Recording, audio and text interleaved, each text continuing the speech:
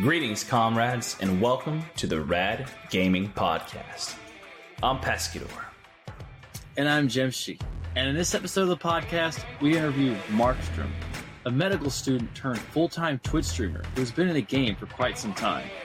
In this interview, we walk through his day-to-day life as a full-time Twitch streamer, how he maximizes exposure on social media, and his secrets of how he turned his streaming into his full-time career.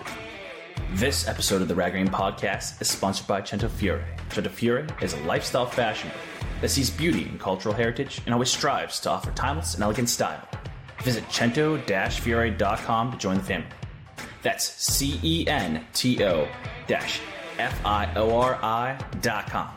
Also, be sure to check out Gamers Outreach. Gamers Outreach is a charity organization that provides recreation to children in hospitals through the power of video games and the gaming community. You can read more at gamersoutreach.org. Now on to our interview with Markstrom.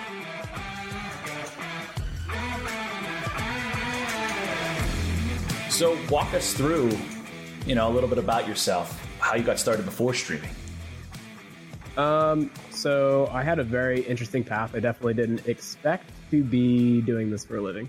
That's for sure. I've been doing it for 4 years now. I think we're just hitting the 4-year mark. And oh wow, yeah. I've been doing it for some time now, and even though it's gone by so quickly, I went to the University of Florida. I got 2 degrees, one in biology and one in Russian. Russian? That's interesting. Yeah.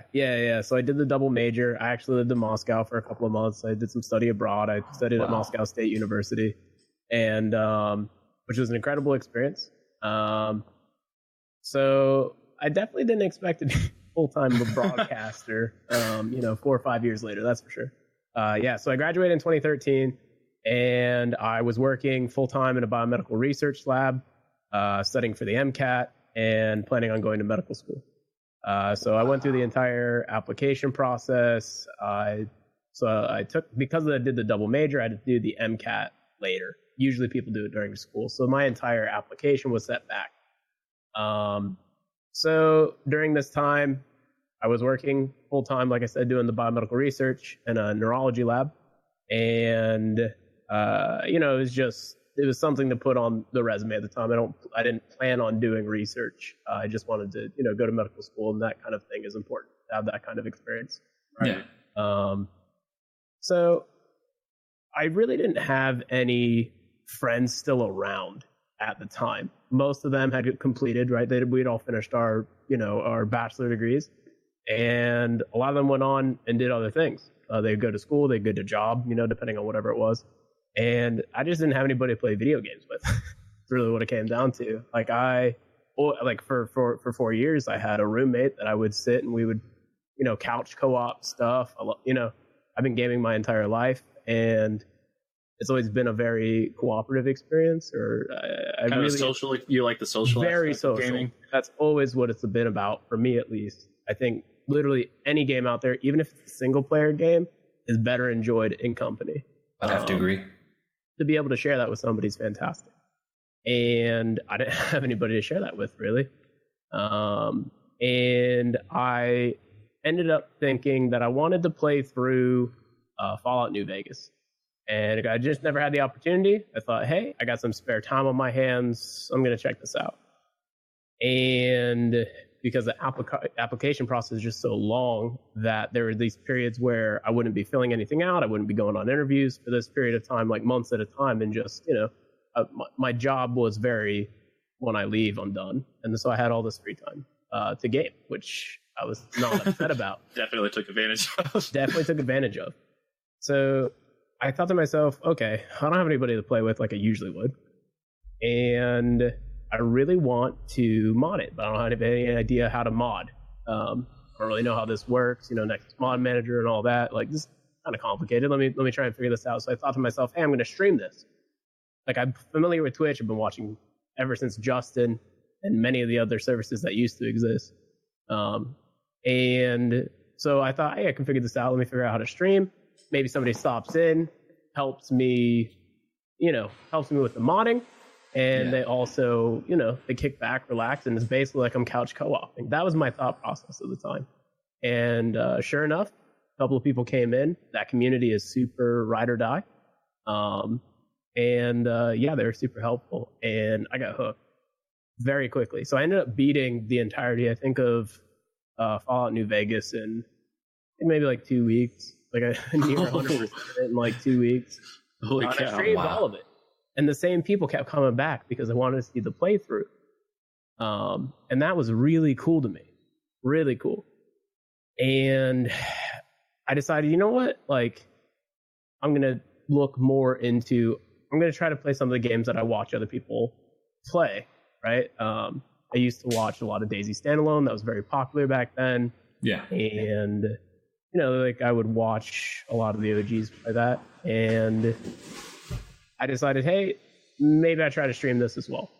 And so I started streaming that, and very quickly, things started to take off. At the exact same time, the funding for my research lab ended, and a lot of people lost their jobs. And me being like low man on the totem pole, I was first gone. They ended up hiring like a bunch of PhDs. They had to let a bunch of them go and stuff. I mean, these are people that are like, they have families and stuff. It's rough. Research funding is a very difficult thing, no doubt about it. But unfortunately, the person who was in control of our laboratory, he had like 1 foot out the door to retirement at the time. And so all that extra free time now, I could pour into, this thing that I just started doing, and I already kind of have a little bit of momentum, and it just took off. And I got to the point where I had the opportunity to do like a 1-year biomedical master's and then go to med school. And I had to make the decision, hey, do I try to do this right now? Or do I see where the streaming thing leads me? Because I'm super passionate about it. I love it. It's a unique opportunity, and it just keeps getting better. And, I'm not really ready to end that. So I kind of decided to take a leap there. Plus, I kind of realized that I could always go back to school. You know what I mean? Yeah. There wasn't a ton of inherent risk. I could have just done it the next year if the whole, streaming thing wasn't going great or whatever. And here I am 4 years later. So how was this perceived by your family and friends? I mean, you go from, working in a laboratory to full-time streaming. I mean, that's a tough one to sell to, family and friends. Or a girlfriend of like 5 years at the time. That too. Who the entire time has supported you through, emotionally supported you through studying for organic chemistry and biochemistry, and that stuff is not dealing easy. with your ridiculous, like, hey, I'm sorry, love you, I got to go to the library, I'll see you later. Like, that's a difficult thing. That, you know what I mean? That's right. You really have to start like scheduling that time out, because it's not something that you're like, oh, we'll just find time. It's like, well, I don't know. Like, I need to plan ahead so that I know that we do see each other this week, or else that might not happen. Yeah. So it was a difficult process. I mean, I think that I'm very lucky to have the support system that I have. Between my girlfriend and both my parents, nobody understood it. Not a single one of them was super familiar with the space. They didn't think of it as a career thing, and honestly, at the time, I didn't really think of it as a career thing either. It was just like, hey, I'm enjoying this, and I had really gotten the time with all that free time. I was really able to sit and analyze, hey, is this really what I want to do? Do I want to go to school for another 10 years and be like $500,000 in debt? Is that what I want? Oh. And like at the end of that, is it worth that? And honestly, I think to do what I wanted to do, I think my quality of life, especially with regards to my family life, which is important to me, was going to suffer. I think it pretty much suffers. That is like just a negative that most physicians endure. And that's difficult. And the kind of partner that I have, she is incredibly, incredibly family oriented, which I love. And that kind of like disconnect would have been incredibly difficult. Would have been really, really difficult. So I had that and like on my mind at the same time. And I kind of realized that I'm the kind of person that loves to be in control of my own success, if that makes sense. I like to be the one that is responsible. I like to have that responsibility on my shoulders rather than kind of being dependent on others for my own work to be successful, if that makes sense. So we're collaborative. That one single person suddenly can make one decision that changes everything for you, as opposed to when you have a community where you've got, multiple people who are supporting you, where, like one or two people won't affect, like the community aspect, or like the power in numbers as opposed to just that one person, really kind of. I think I mean more so like in the sense of like having coworkers, if that makes sense. Like, because I was working in this laboratory environment, right? And I have a very specific standard that I'm not willing to I'm not necessarily willing to compromise. You know what I mean? And so I'm going to give it my 100% on whatever that I do, and that's just my personality type. And it's also my personality type to be bothered when somebody else doesn't. And so like that kind of reliance, you know what I mean, on like a group, I just don't work well with other people. I learned that about myself. That's definitely part of it. And I don't know. I think being self-sustained, self-sufficient in a workplace for me brings out the best in me and the best in my work. And I can just feel really good about that and really proud. And I can shape it in my own vision, and I can adapt when I need to adapt. You know what I mean? Yeah. I take a lot of pride in that, and I enjoy the difficulties that lie in that, kind of having it all on you. I like that. And I think I thrive in that kind of environment. So that has been great, being having to be my own art person for a long time until I could afford to outsource that kind of thing, being my own, my own businessman, my own lawyer, my own tech guy, my own computer builder, my own, you know what I mean? Like all these things that go into broadcasting. I like having to figure it all out. So that was a big part in it as well.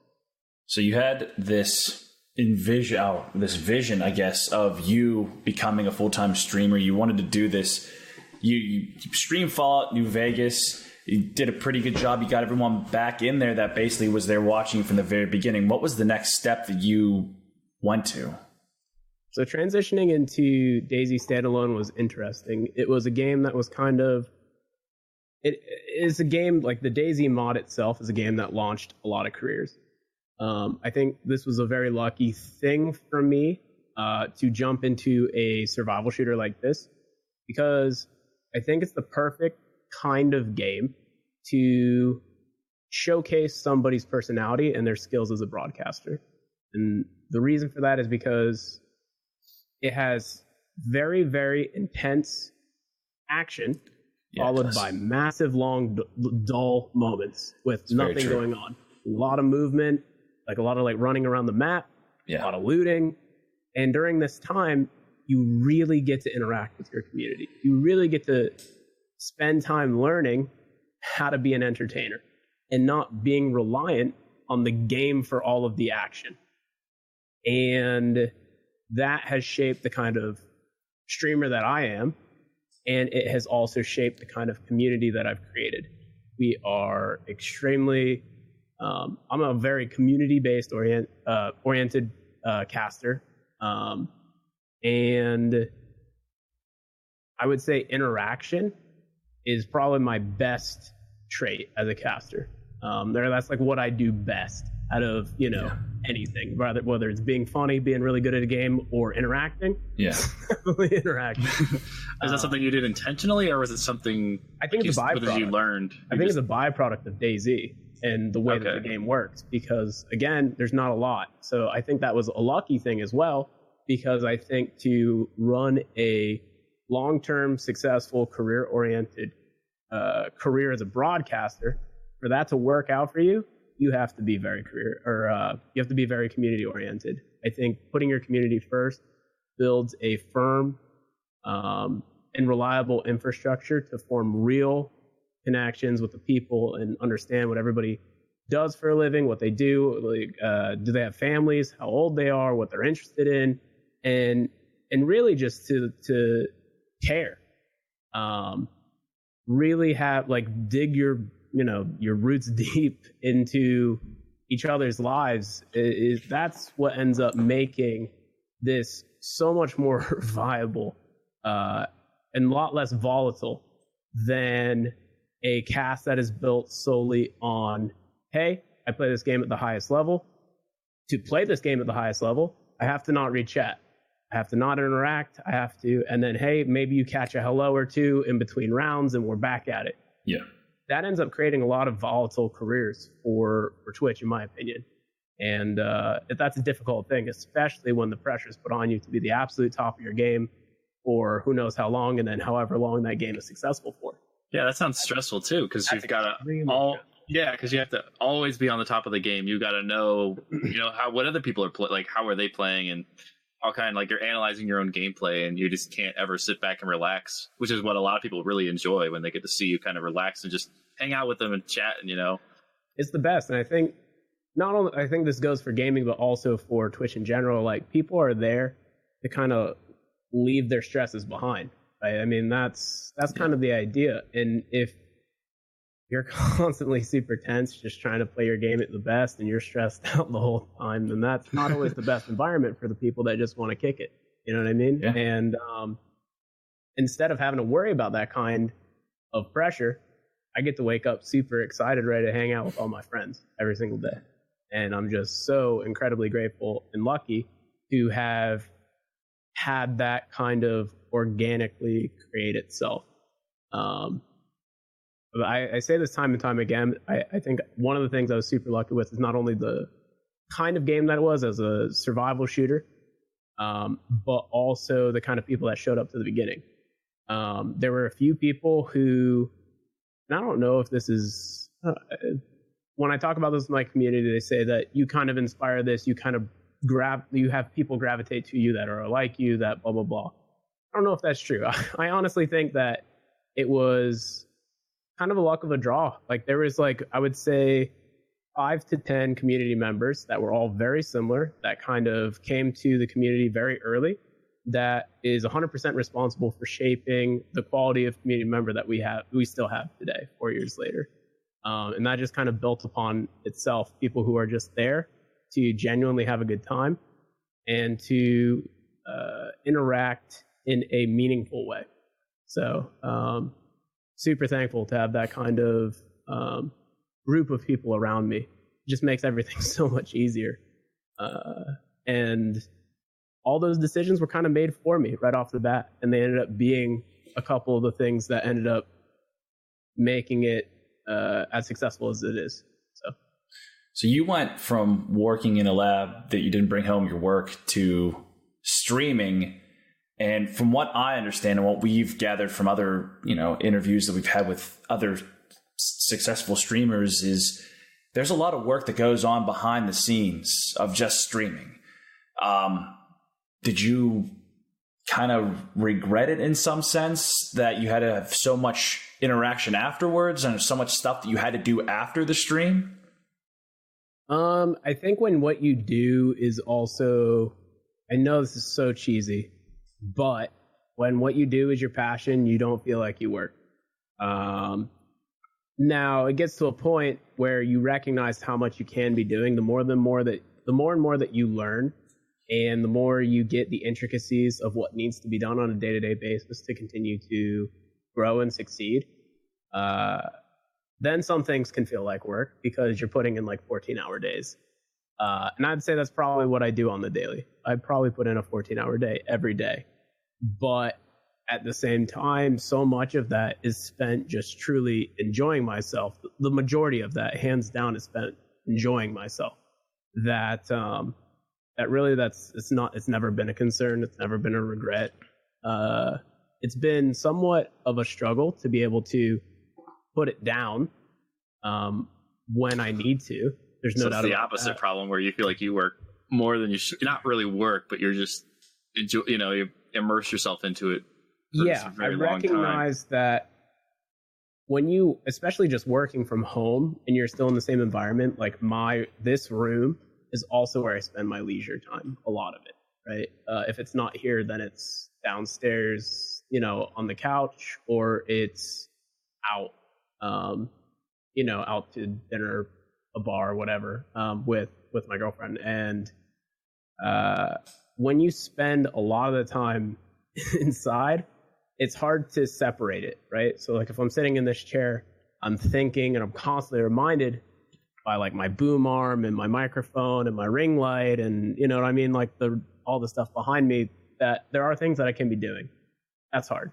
And then when you sit down or you're out and you have your phone on you, well, my phone is also how I do a ton of my work. And anytime I feel it, I'm thinking, hey, I could be interacting. Hey, I could be, you know what I mean? Just checking up real quick on what's, just happened lately. Up, making sure that I don't miss any messages. I don't miss any important business emails. I don't miss, you know what I mean? I don't miss anybody trying to set up a play date. There's so many things, and it's always beneficial to be doing those things. You know what I mean? It's not like being attentive to that, to all of it is helpful, and it does, create a certain amount of success, no doubt about it. I mean, it's just, that's work, but there's a certain amount of balance that one has to have in their life to be healthy and happy, and you got to disconnect. And so that was something that I struggled with, just being as really just enjoying it as much as I do, and also wanting it to continue to succeed. That was hard. That was definitely hard. So that has been a struggle, but I've gotten much better at it, I think.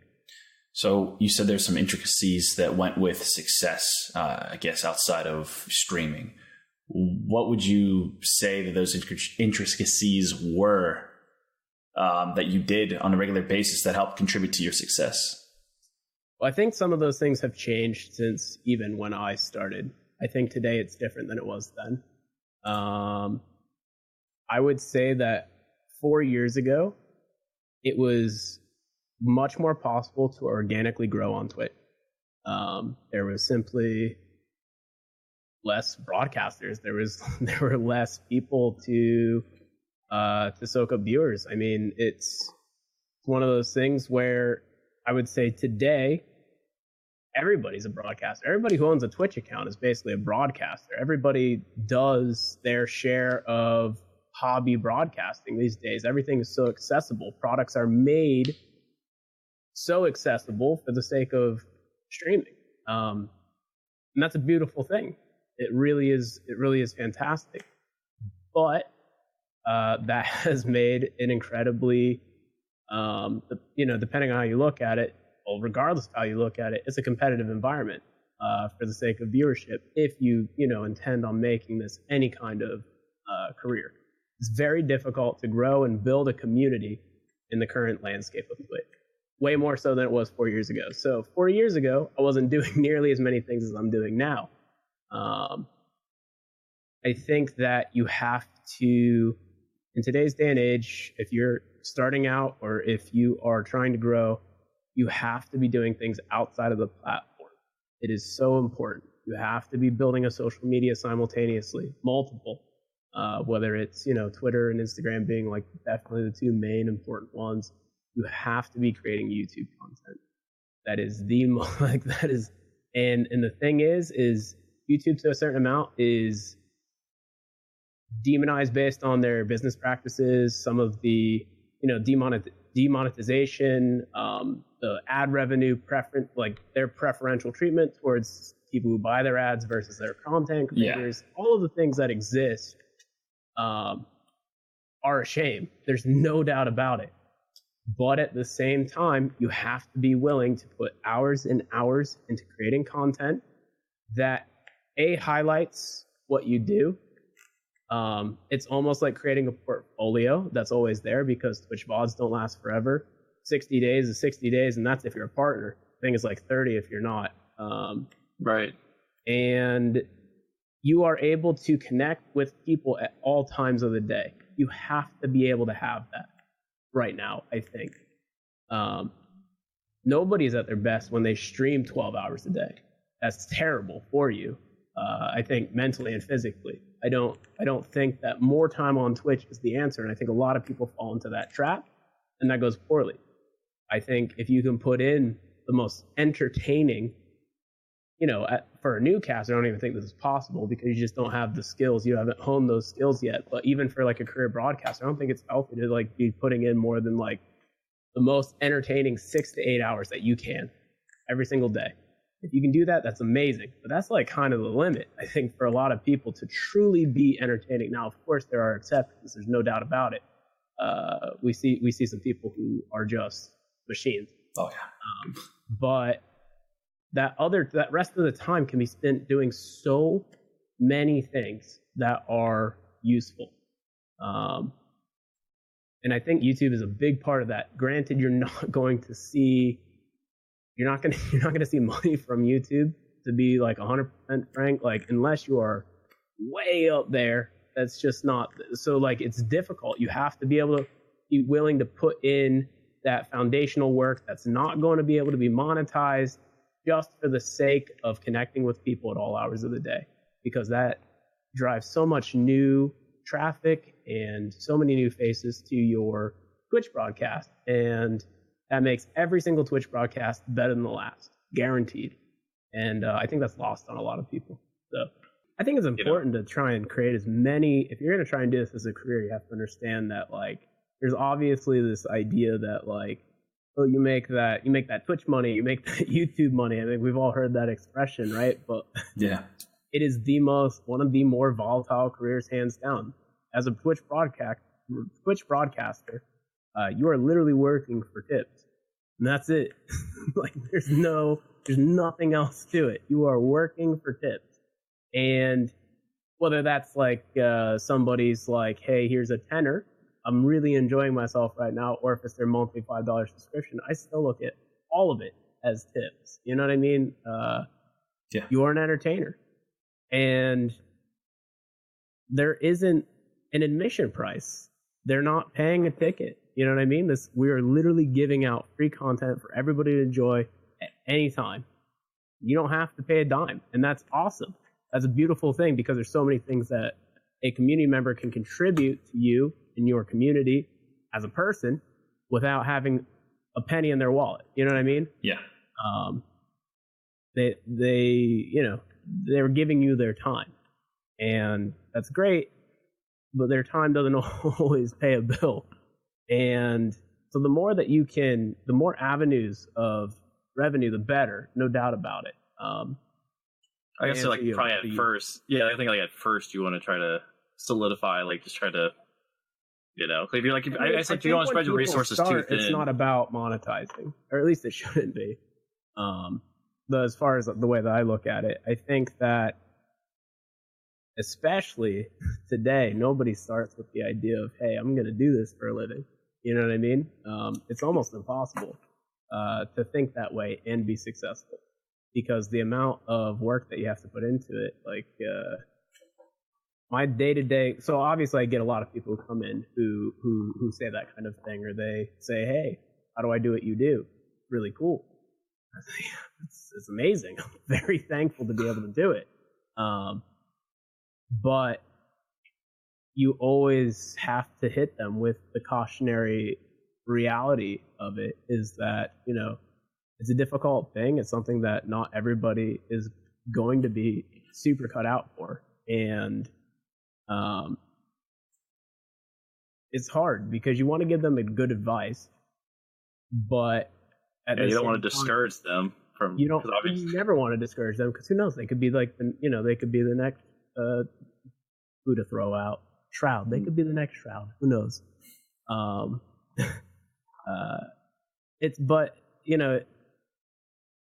I think that they want to figure out how to monetize their stuff, but it's not really like the right approach. I highly, highly, highly recommend for anybody who's looking to get into it, even as a hobby, like maintain your 9 to 5.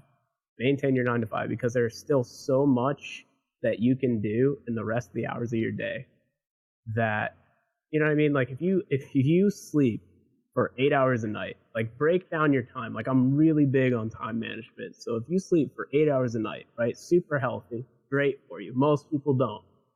But if that's what you do, right? And you have 2 hours of just pure leisure and eating, let's call it, for the rest of the 2 hours. And you have 14 hours to do everything else. You spend 8 hours a day, right? At work, potentially. And then you have 5 or 6 hours, depending on your commute, right? Or 4 or 5 hours, depending on your commute, to invest into this thing that could potentially explode. And that is more than enough time. I promise, like these people. And that's every day, too. It's not just one day. That's every day of your life. You have 4 to 5 hours to put into Twitch and 2 hours of leisure and eating, and that's 8 hours of sleep. And that, you know what I mean? Like, there's enough time in the day to be able to do this without quitting your job to do it, right? Yeah. And I think that's a great jumping off point for a lot of people. If you want to get into it, like just keep doing what you're doing and then slowly transition, hey, full-time job to part-time job. Now, once you get to the point where you can supplement that income with the income that you're making on Twitch, half and half. Then, you know what I mean? It's slow baby steps because it takes so much time to learn everything. Like the intricacies are enormous and there's no way that somebody can learn everything that they need to be doing on a day-to-day basis quickly and make that transition quickly. None of it is quick. This is a journey. This is a process. There's no doubt about it. And I'm still learning to this day. It is difficult. And my entire heartfelt speech about YouTube and how important that was earlier, that came from a place from very recently. I've recognized this and it has made all the difference, my own personal endeavor in day-to-day YouTube. And if I have one regret as a broadcaster, it's not starting that sooner. One regret, that's it, is not having started that sooner. Because again, Twitch itself is just so difficult to grow organically on. You have to spread out. You have to be on more platforms. So important. So when you've been doing this for 4 years, correct? Mm-hmm. Has there ever been a time that you've been discouraged with the progress that you made in general?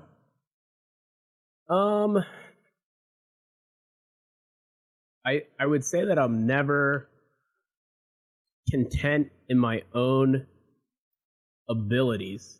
I try to focus more on my abilities rather than like the progression of numbers, if that makes sense. I think that it's something that doesn't get looked at enough to be introspective about how you go about broadcasting, how you perform on a day-to-day basis. I think looking at things like, how do I improve my daily energy level? How do I improve my daily interaction with chat? How do I go about being more entertaining? Can I create more bits? Can I create more unique content? Those should be the driving motivations and forces that determine how you spend your time and grow. Way more so than how can I get more followers on this platform or that platform. Yeah. But I don't want there to be like any confusion with what I mean about work on spreading out, expanding. You want like the focus should be, how do I do this well? How do I do that well? So self-improvement.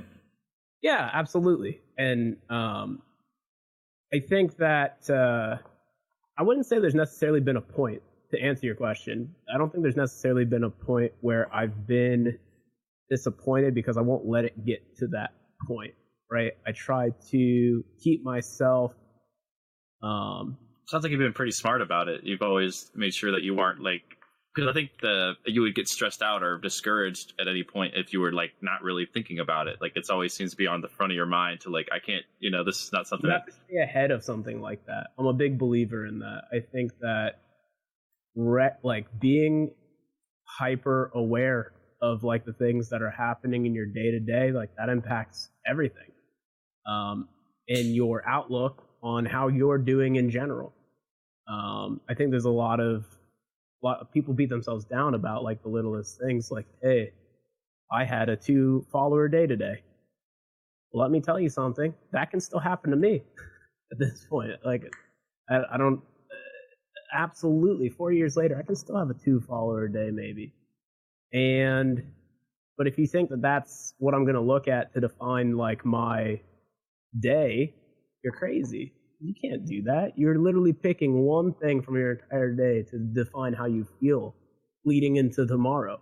If you feel that, if you let that happen, tomorrow you're going to be a way worse entertainer. So you think to yourself, was I good at what I did today? Did I get a lot of chat interaction? Did people seem happy? Did people thank me today for doing what I do? You know what I mean? Like, those are things that you should really look at and focus on, because if you do, it will not only tell you what you're doing right and what you're doing wrong, but it won't lead into this terrible, cycle of, well, I didn't get a ton of follows today on this platform, so now I'm going to let it affect my mood and everything tomorrow. Because that's a really slippery slope that I see a lot of people fall into. And I think the result, or the reason that happens is because they're focusing on the wrong thing. So I see you're very passionate about streaming in general. Is there something you have passion-wise outside of streaming?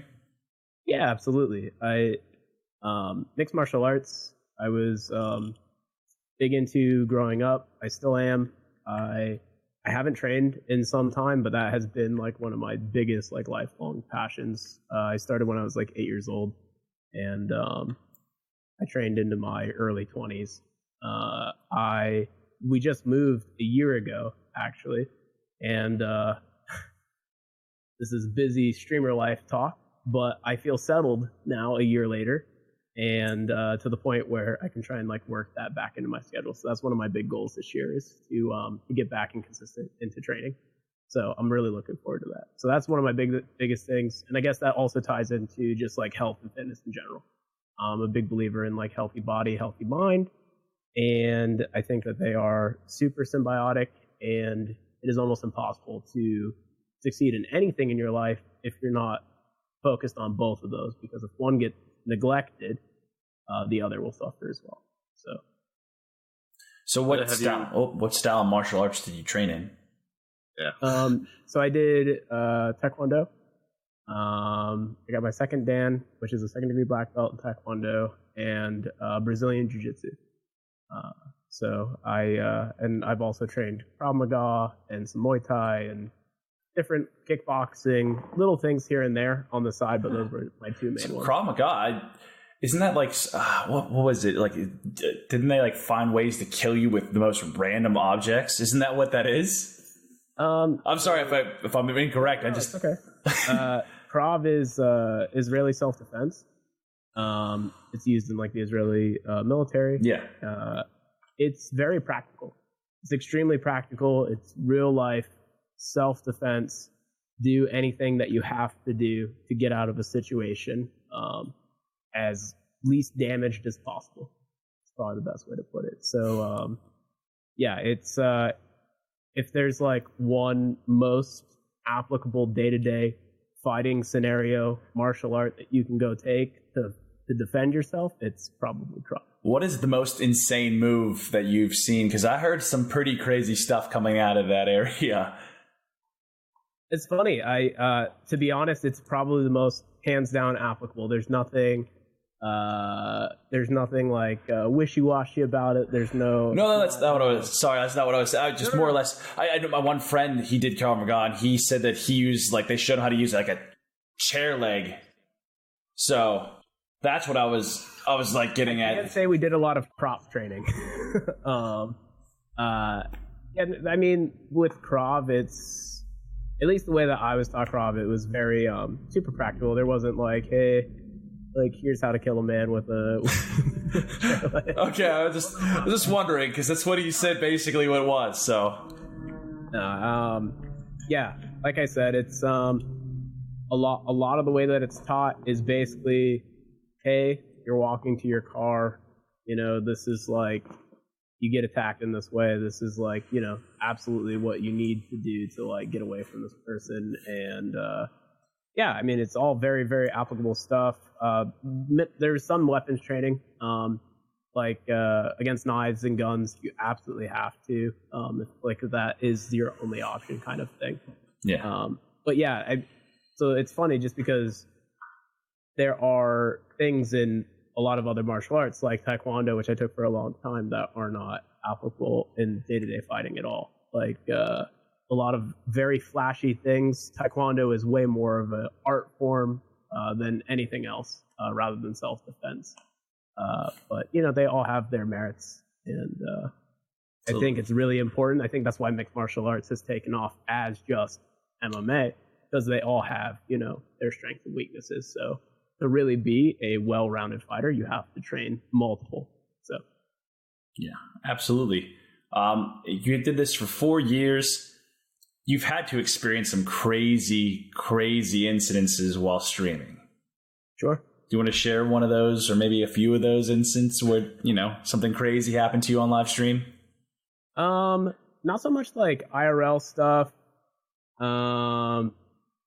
Doesn't get too crazy here in my house. My dog walks by sometimes. That's about it. We've done some fun goal stuff.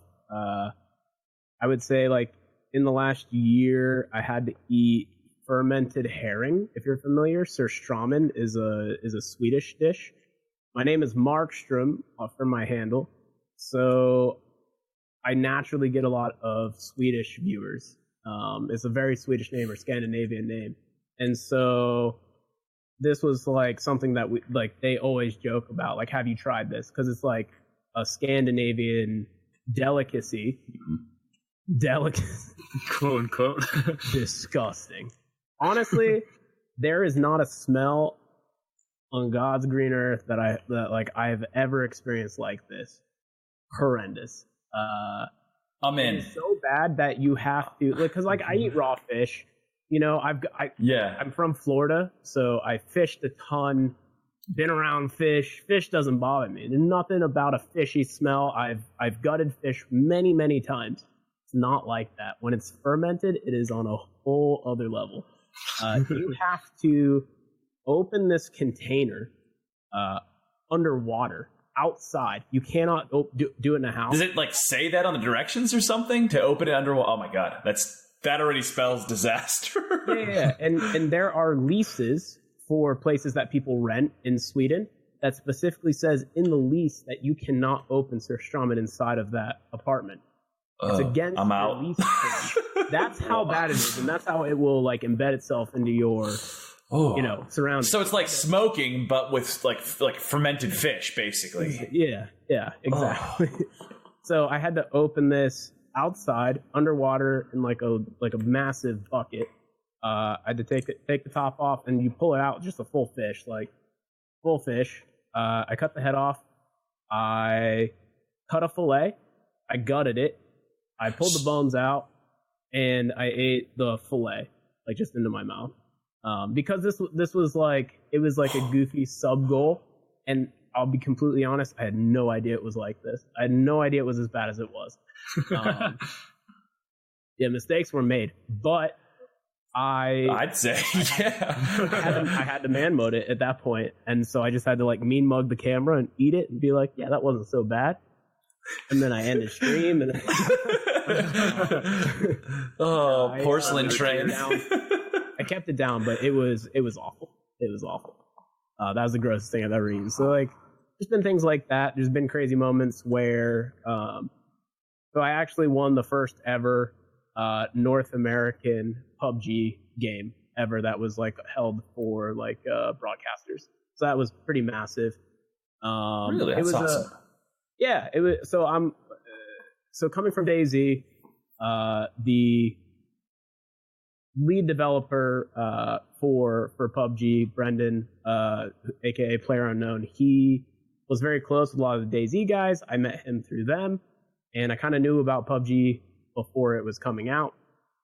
And so I knew that was going to be my first major game transition, because I played DayZ standalone through my partnership on Twitch. So I was having 160 concurrent before I ever really switched main games. I would always do different things because I think that's really important. for variety and keeping your channel healthy without getting bored. But I also think it's very healthy to have a main game and to kind of stick with something and grow within a specific environment. So I think kind of like a mix between variety and single game broadcasting is probably like the most fruitful course. But so that's what I did. And then so I became a PUBG partner when it came out because I was like kind of somewhat involved.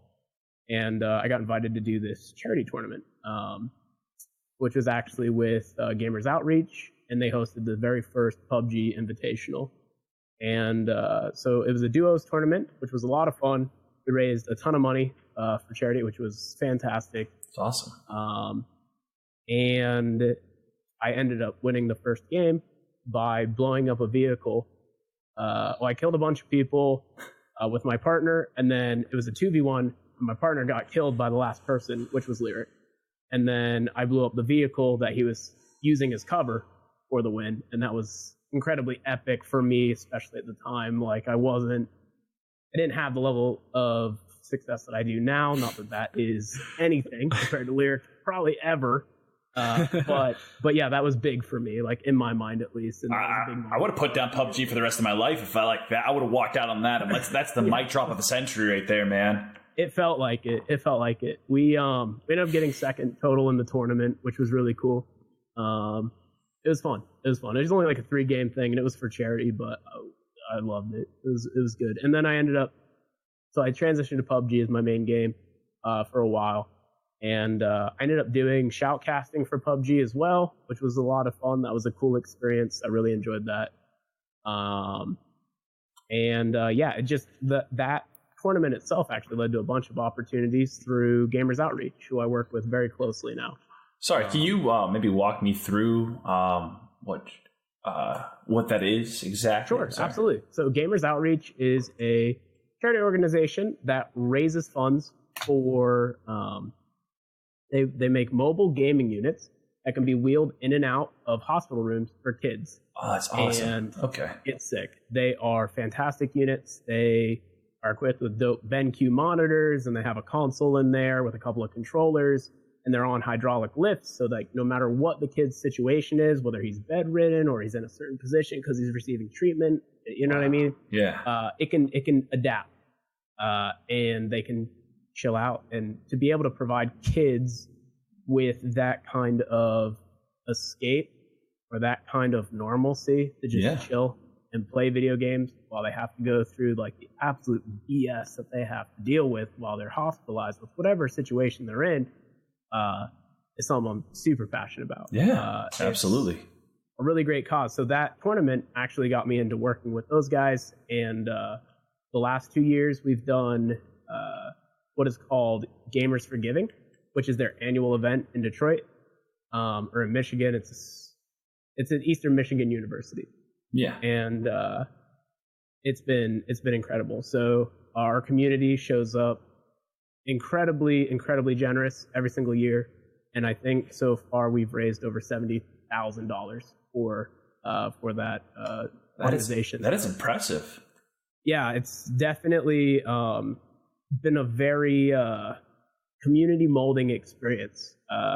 We're all super into it, and it's been incredible. So I actually just traveled to the hospital that I used to do biomedical research at, and we donated 10 of those gaming units to that hospital, Shands Children's Hospital in Gainesville, Florida. So that was really cool. That was a really cool moment for me. That was like one of the biggest things. Awesome. Out.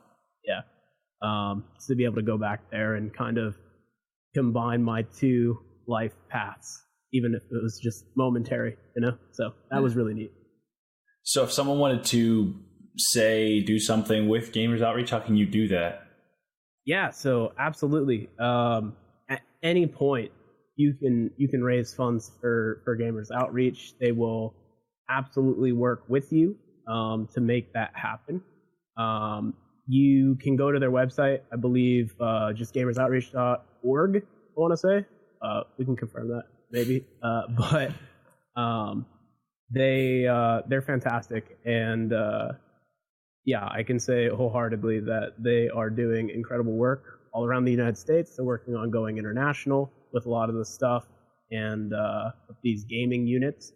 And they're also creating a kind of a secondary, I guess you would call it a secondary mission of something called Player 2.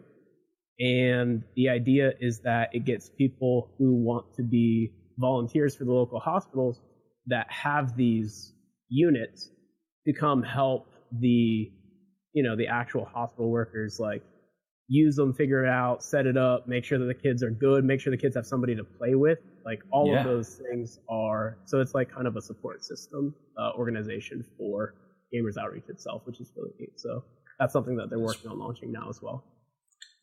That's amazing. I love charity events just like that. Did you ever do like a charity stream before? Yeah, so they live stream these like the events. It's like a 2-day thing. It's in a LAN center. It's a big ordeal. It's really neat. If you want to see what we do with Gamers Outreach, or you want to learn more about it, I think I have a pinned tweet right now with like so they actually made like a really nice video about like our most recent thing. So it's in my panels, or it's pinned in my tweet if you wanted to see like the visit and just like the cards themselves and how they work and kind of learn a little bit more about the organization. Absolutely. So we've talked about a lot of different things. That's my fault. No. We absolutely love that. But if there's one piece of advice you can give aspiring streamers, what would you give to them? What would you say? I think the biggest thing is just to recognize that it is a process. I think that it's important to treat everybody that you can, whether it's a viewer or a fellow streamer or what I would consider a coworker, with the most respect possible. And I think that if you continue to focus on improving yourself and improving your skills, that anybody can do what I do. Anybody can do what I do. It's just a matter of time and effort. And if you genuinely look at your own skills very introspectively, that you can figure out what you need to do to move forward and progress throughout your streaming career, and it will only get better. I think that that's really important. I would say one other thing is to invest in your community. I think that's like, if you have any aspirations of doing this in a long-term fashion, it is to invest in your community, make real, genuine connections with the people that choose to spend their time with you every single day. It pays you back in dividends, and it makes it so much more, it makes you happy to wake up and do what you do every single day. Because the last thing that you want to do is wake up and look at your chat and be like, I don't want to talk to you today. That's the absolute worst. Because I see that happen to fellow broadcasters, and you can see that they get frustrated with the people that they have to spend their time with. And that's, for me personally, I couldn't run my cast like that. And I think that that's probably true for a lot of people. So if you shape your communities the way that you see fit, don't be afraid of removing somebody who doesn't positively contribute to your community. I think a lot of people think that, I need that person, I need that viewer, I need that extra number. I highly recommend making sure that everybody is there for you, and is there for there to contribute to the overall vibe. I think that's so important. It has to be a community member that makes you happy. That's my biggest piece of advice. I think that's the one thing that I've done since the very beginning that has served me incredibly well, and I will continue to do no matter what size we get to, whether that's up or down. I don't know. I'm sure you'll grow in the future, and I wish you all the luck. Honestly, I do. So thank you so much for coming on the podcast. We truly appreciate it. It's my pleasure, man. I really enjoyed myself. Thank you guys for having me. And thank you for listening to this episode of the Rad Gaming Podcast. You can check out our guests by clicking the link in the description. Be sure to subscribe to our YouTube channel and rate and subscribe to us on iTunes or wherever else you listen to podcasts. We release a new episode every Wednesday and Friday. And as always, stay rad, comrades.